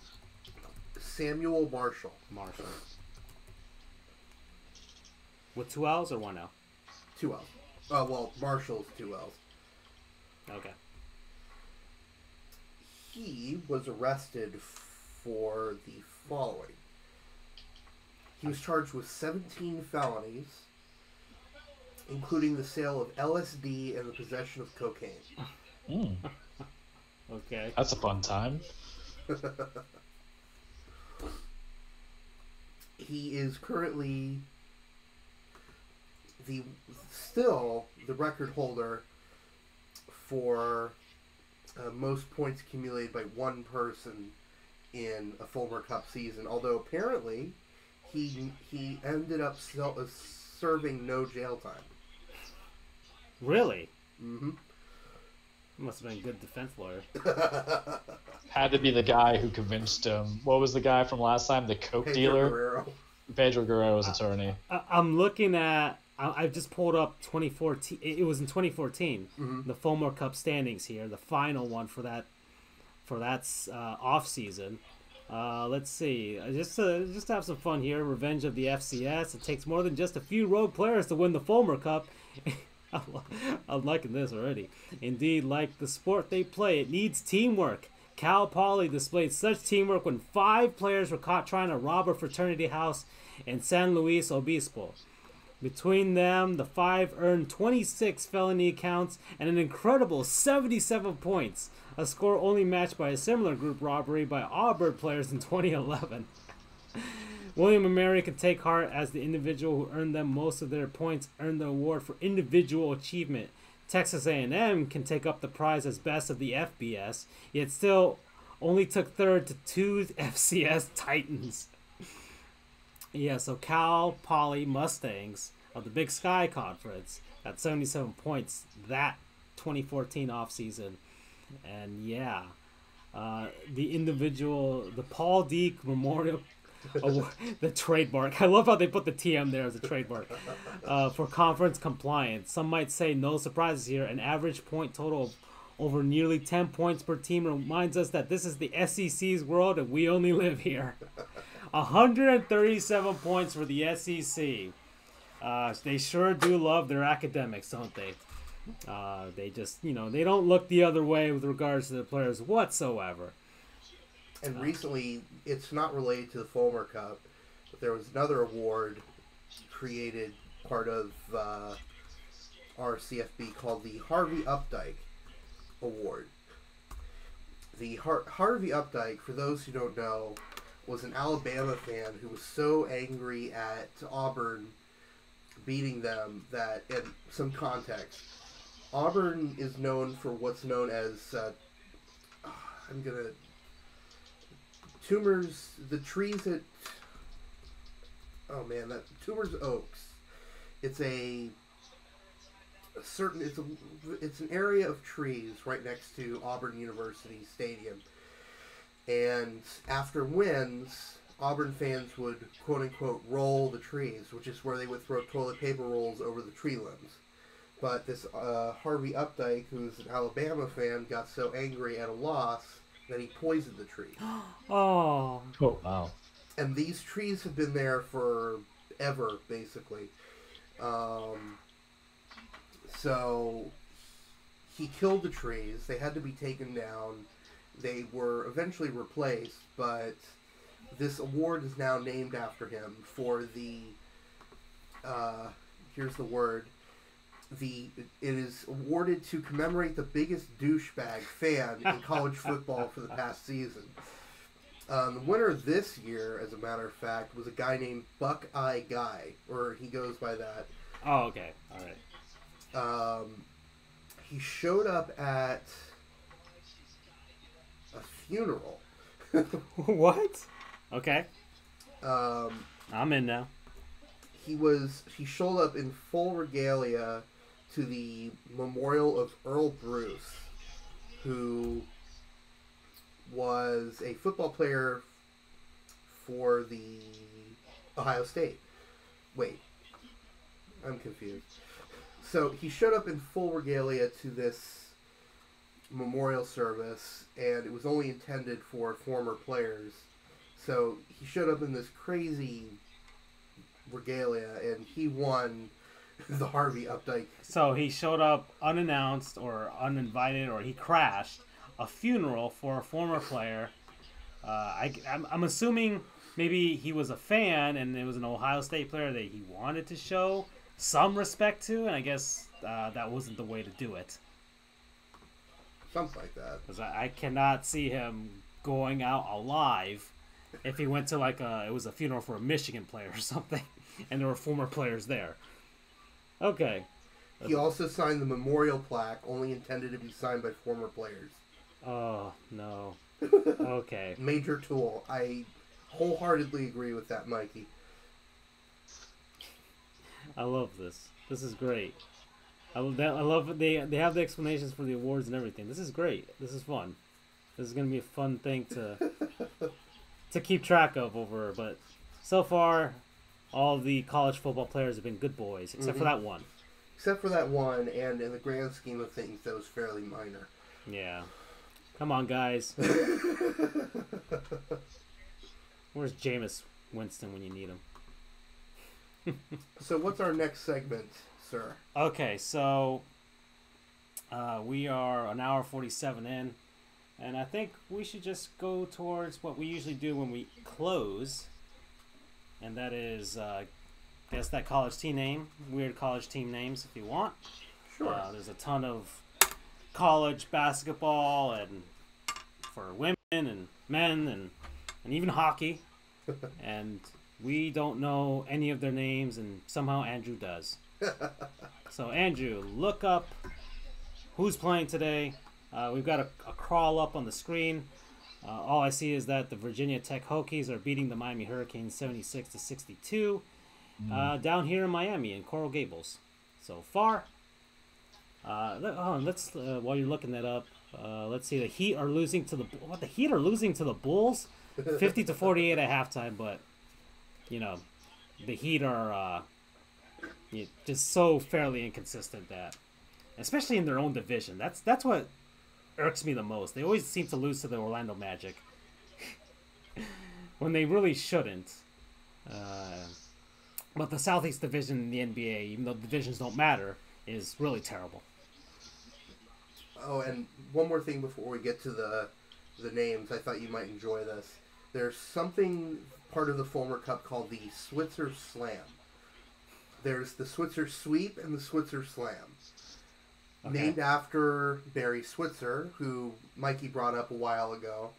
It was the Oklahoma coach who just went nuts. Yeah, I remember. So, the Switzer Sweep is a team that wins the Fulmer Cup, the national championship, and has the #1 recruiting class. Ah, okay. The Switzer Slam is the Fulmer Cup, the national championship, and the Heisman. Okay, so it's like a Grand Slam in tennis. Exactly. Okay, I get it. There's only been one team that has had the Switzer Slam. Can you guess who that is?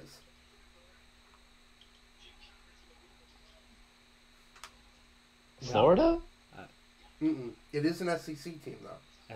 Okay, so Alabama? Okay, LSU? LSU, no. Not LSU. Auburn? Yes.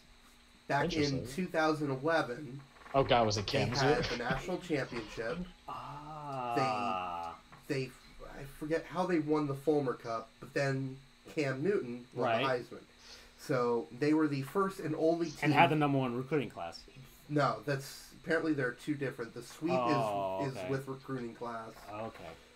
And if somehow they were able to get all four, I think the world would implode. Okay. So speaking of guessing, I'm going to get to our teams right now.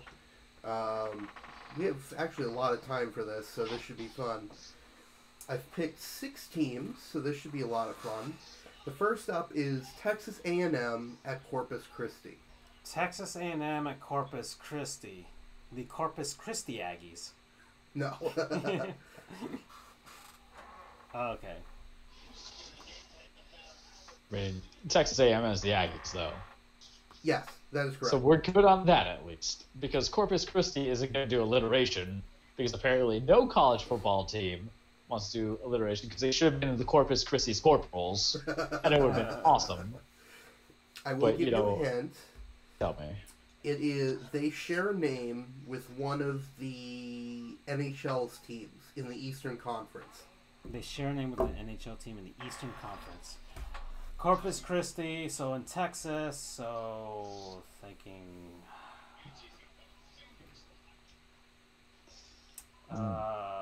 Mikey beat you guys. He did? Mm-hmm. Okay. I guess that's Thank you, Mikey. Oh. He's the like, kill him. He's already oh, dead. Okay. Corpus Christi is on an island, right? That is correct. Oh, okay, that makes sense. Okay. Another fun. Well, that's getting a little bit religious, but do you guys know what Corpus Christi means in Latin? Christ's body. Mm-hmm. Yeah, body of Christ. Okay, I'm not sure if I brought this one up before, but what the heck? Purdue Fort Wayne. Man. I know the G League team is the Mad Ants. And it does start with an M. And it is an animal. Extinct animal. Okay. Mammoths? Mastodons. Correct. Yeah, we did do that one. Okay. We did do that one. Yes. Next up is USF. Not the University of South Florida. University of San Francisco. Oh, gosh. Didn't Wilt Chamberlain play for them? I think he did. I think that was Wilt Chamberlain's school. Let's find out. So, no, he went to Kansas. He went to Kansas. Oh, who played for frickin' University of San Francisco? Was it maybe Kareem Abdul-Jabbar? I don't know. I'll check. But whatever. Gosh. Yeah, I got off onto that tangent. But I know somebody big played for the University of San Francisco. Maybe Julius Erving. I don't know. I'm just naming old classic NBA players at this point. All right. Bill Russell. Yeah. Bill Russell. Bill okay. Russell. Okay. All right. So Casey Jones. I was okay along with the big man Kareem and Wilt and Bill. Okay. All right. So University of San Francisco, not the 49ers, I'm assuming. No.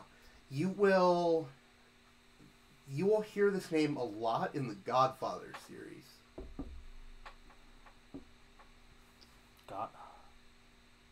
The Godfather. Dons? Correct. Oof. Oh, all right. Okay. My clues are getting better. Yeah.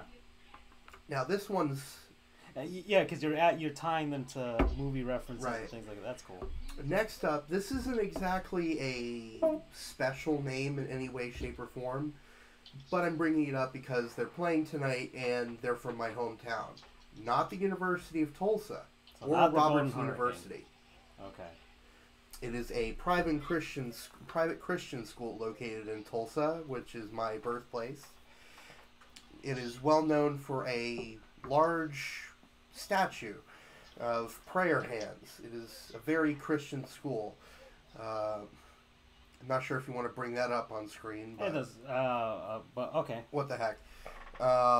So Oral Roberts University, what is their mascot? It is a color animal. Avian. A colored avian animal. And I'm not sure if you guys know this team, but maybe Mikey would. They share the name of Southern Mississippi. University of Southern Mississippi. Didn't Jerry Rice go there? No. I don't think so. Or Brett Favre? Somebody went there. Brett Favre did. It was Brett, yeah. Yeah, okay. Located in Hattiesburg. He went to Mississippi Valley State, Jerry Rice. Okay. I was within the state. All Mikey is correct. It is the ORU Golden Eagles. Golden Eagles. I see. Okay. Next up is Stephen F. Austin. We did them Is before. it Bulldogs? Did we? We did Stephen F. Austin before. I'm going to start compiling a list of the schools that I've done so we don't have these repeats. Or you can go into college hockey. Wait till college baseball starts. That'll be fun. Oh, that'll be fun. Because it was funny because didn't Cesar tell us that they had two different names for the college teams for baseball and stuff? That was at Long Beach State. Well, as a matter of fact, Stephen F. Austin has two different names. Really? Mm-hmm. Okay, so let's guess the second name then. Well, what was the first? I mean, isn't it a dog or something like that? Nope. No. I'm wrong. I don't know. It is mentioned a lot in a very famous Monty Python skit. Ooh. Very Canadian. Very Canadian. It's a profession. A lumberjack? Correct. Okay. So it's the Stephen F. Austin Lumberjacks. And the women's teams are the Lady Jacks. Oh, okay. Well, I don't. The Lady Jack. I thought. I don't know if that makes as much sense because a lady can be a lumberjack. But they're jacked ladies, man. Okay. Yeah. Last but or not, at least the lumber ladies, which. The Lumberjills, I guess. Yeah, Lumberjacks and Jills. Yeah. All right. Last but not least is Very University PC. of California at Riverside.